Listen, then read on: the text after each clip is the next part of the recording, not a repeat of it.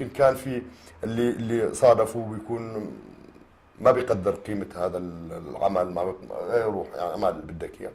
بس عمليا بعد اجتماع لهم او اتصلوا انه لا نحن راح نرد ونرد رد رسمي، بس بدنا النشر كله ما بي يعني ما بيلعب فيه او يعبث فيه او كذا او يتم التلاعب بالالفاظ فيه.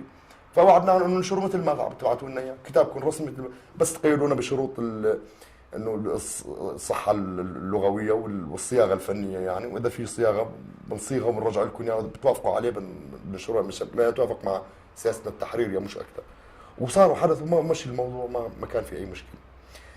برجع بقول انه نتيجه انه مصداقيتنا الحقيقيه ومصداقيتنا وموضوعيتنا اللي بنصر عليها حقيقه، يعني نحن ما عندنا ازدواجيه انه موضوعي هون وهون، مو موضوعي، موضوعيه حقيقيه. اي موضوع نتناوله عم نتناول كل الاطراف اللي فيه، ما بينذكر فيه اسم شخص او جهه او مكون موجود وما بنروح بنشوفه، واذا ما قدرنا نشوفه ما قدرنا هاي بنزيل اسمه من العمل ككل. لذلك ما حدا بيعترض يعني، حقه بالرد، وهي بيكون استنفذوا اثناء العمل يعني، ما في داعي بعدين يرجع يلومنا. So, basically, it's we are distributing 6 different newspapers in the north. Until now, we didn't have any problem. However, we're trying to, also with this, we're trying to monitor the situation. Maybe, do our research, if there is any possible danger in the future. Until now, we haven't, none of these 6 newspapers faced any kind of problems with the battalions. Well, our only problem is with the Kurdish party, PYD, and with the regime. So also in Jisr, we are objective. We try to have objective articles with everybody's if it's we do investigative journalism. We ask people normally when we do our reports, we try to include everybody's opinion. So if someone talked about somebody and we couldn't reach them, so we just either delay the report or we just omit this kind of information. An example happened in Raqqa when Ahrar al-Sham were accused of taking over the money that was already in Raqqa. So our reporter went to them, asked them people told them that we are doing a story about this and people said this and these people said this, so we need their response to this. طلع شغلات صور بدي اعطيهم اياها. The guy told him off. He told him we want to give you any interview or any response. So he told him, so we're going to publish the story and saying that we went to Ahrar al-Sham without getting a response. So on that day, they called him again and asked him, this is our response to this. Just a question, and it's a simple yes or no. Did they also report on the little boy that was killed outside of Aleppo? عملتوا شيء تحقيق او شيء عن الولد اللي انقتل بحلب؟ طبعا ممكن نفرجيكم اياه اذا بدك. تحقيق ضمن مقابله مع اهله ومع شهود ومع الهيئه الشرعيه انه شو اشتغلت. تحقيق موسع من كمان ماده، يعني نحن بنتناول السلوكيات هاي كلها. نحن عاملين تحقيق موسع كمان عن الجلد اللي صار بسرق اللي اخذ ضجه اعلاميه، بس ما عملناه يعني انه موضوعنا الاساسي. نحن موضوع الامراض الساريه اللي انتشرت ب3 محافظات بفتره من الفترات يعني بيهمنا اكثر بكثير من ظاهره جلد مواطن، يعني مؤشر سلبي هو مش، بس هذا بيهمنا اكثر بكثير. موضوع يعني قوت الشعب، الخبز والقمح. موضوع النفط، يعني موضوع النفط نحن عملنا عنه يعني عده تحقيقات. موضوع كمان تاريخنا وتراثنا وثقافتنا، نحن عملنا 3 تحقيقات معمقه عن سرقه الاثار وتدمير الاثار وتدمير يعني المتاحف والمواضيع هاي. ما بنجي على حكايه شخصيه فرديه مهما كان فيها اثاره، ما بنهتم فيها بقدر ما بس بنغطي قضايا الرأي العام اللي بتهم الرأي العام، بنغطيها كلها. يعني مثلا على سبيل المثال هذا الطفل اللي قتل، عملنا عنه، بس هو أهميته بالنسبة لنا ما بتجي 1% كموضوع من أهمية تحقيق آخر عملناه عن الأطفال المجندين بحلب.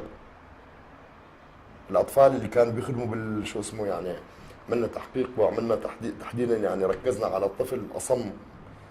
فمن يومين اجاني خبر انه هو يعني قتل، مقاتل بالجيش الحر، وكان يعني مجندينه. هي سياستنا انه ما بنروح للاشياء الفرديه والقصص الشخصيه. سوريا فيها كم من المشاكل الجمعيه يعني يخلي اي صحفي لما يقارن متوفر عنده المشكله الكبيره بعدين يعني الاولويات، بسلم الاولويات. مع ذلك القضايا اللي بتهم الرأي العام، اعتقال صحفيين، إيذاء ناشطين. مثلا عملنا تحقيق عن اختطاف 3 ناشطين مدنيين وقتلوا أحدهم بتل أبيض. عملنا تحقيق موسع عنه. إنه هذول كمان هي العناصر الهشة اللي بدها دعم، بنحاول نوقف جنبها، مع انها قصص فرديه وحالات فرديه، انما هذول يعني هي الفئات الهشه كمان نوقف جنبها. بندعم كمان قضايا المراه، اي القضايا اللي بتعرض في المراه والطفوله والناشطين المثقفين. انما يعني بنعطي اولويه للقضايا الاعمق واللي بتاثر على حياتنا بشكل جذري، يعني مثل ما حكيت قصه الامراض، قصه الغذاء، قصه الاغاثه، قصه النازحين، في قصه التعليم اللي محروم منه الاطفال. هاي نعطيها اولويات يعني دائما، ملفات كبيره. We did the story about the kid and also about national voices in Sarakat. And also, but however we focus on bigger stories that affect like the community itself, like in some areas. Even though we publish like similar stories, we investigate similar stories that are of interest of public opinion, like this girl who was killed in Aleppo, like those people who were marching in Sarakit, like also like killing one of the civil activists in Tel Aviv. Also, like if a journalist was arrested by anybody, by any side or any party. However, we focus more on things that affect the community itself, like diseases, archaeological sites, theft and destruction. It's this is our main focus.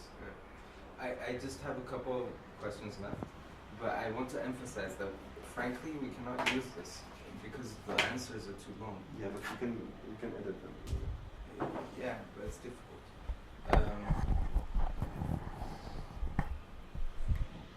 He said that he was pushed when he went back to Deir ez-Zor. He was pushed to join the FSA, and he didn't want to. And I wanted to see if you can draw a parallel. I mean, how did that feel when he was pushed, and what was his reaction to being pushed in that direction?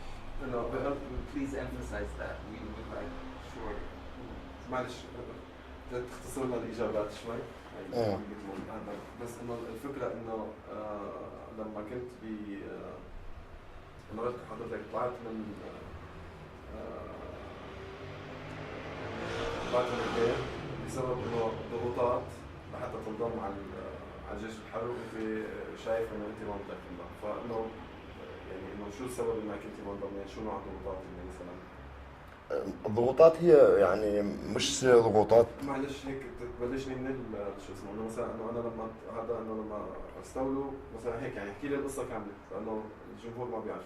فانه احكي لي القصه كامله، انه مثلا انه نحن لما صار انه تحررت المنطقه مثل ما حكيت لي اياها قبل شوي، انه تحررت المنطقه وصارت علي شويه ضغوطات اللي هي كذا وكذا وكذا، وبعدين طلعت لهي الاسباب، انه انا مثلا ما بدي اكون بالجيش الحر لهي الاسباب.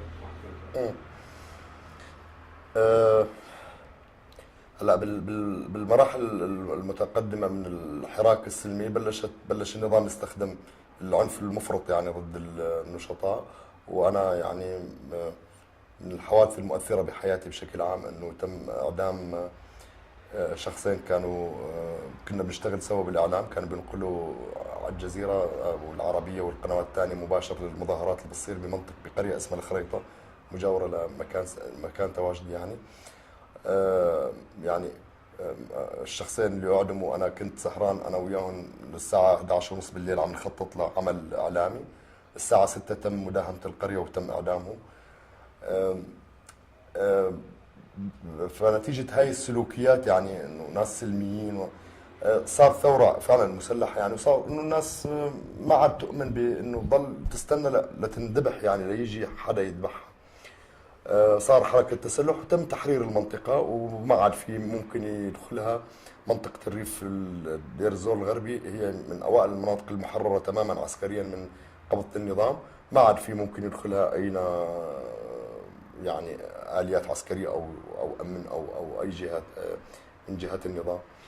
بس بلشت تتبلور حركة عسكرة يعني إنه ما عاد في توجه باتجاه مظاهرات، ما عاد في إمكانية لعمل شيء مدني.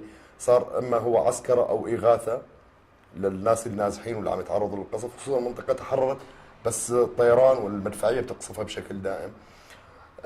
وقطع عنها كافة أنواع الاتصالات وكافة أنواع الطرق حتى الخروج منها والدخول إلها والكذا. بهاي الفترة أنا نتيجة خلفيتي العسكرية وخلفية إنه الشباب اللي بيشتغل معهم أنا من أوائل الناشطين ومن أوائل المعتقلين، وإنه أنا بالأصل يعني النظام